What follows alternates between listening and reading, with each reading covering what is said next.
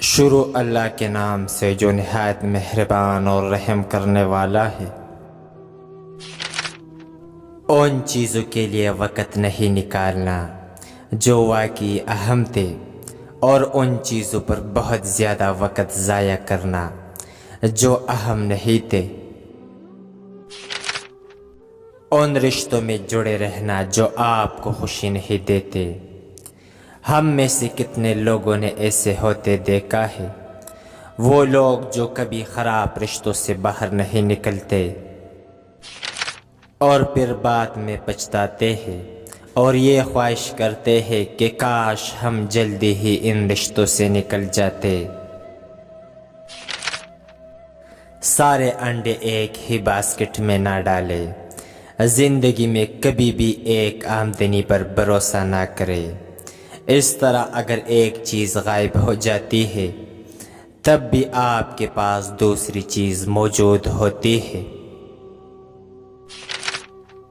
وہ جاب جس سے آپ نفرت کرتے ہیں، اگر آپ اپنے حالات کو بہتر بنانے کے لیے کچھ نہیں کرتے تو آپ کو وہی کام کرنا ہوگا جس سے آپ نفرت کرتے ہیں۔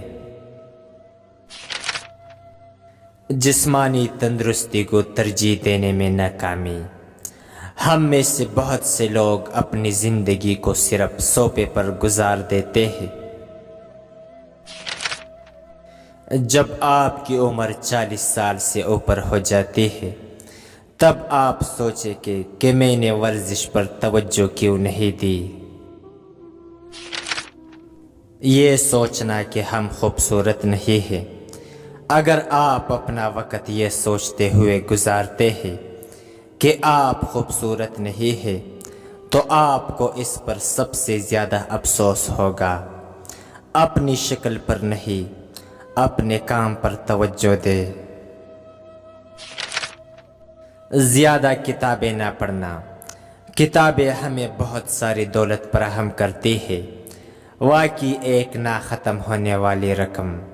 آپ کتابوں سے کچھ بھی سیکھ سکتے ہیں، صحت کے بارے میں، دولت کے بارے میں، بزنس مین بننے کے بارے میں۔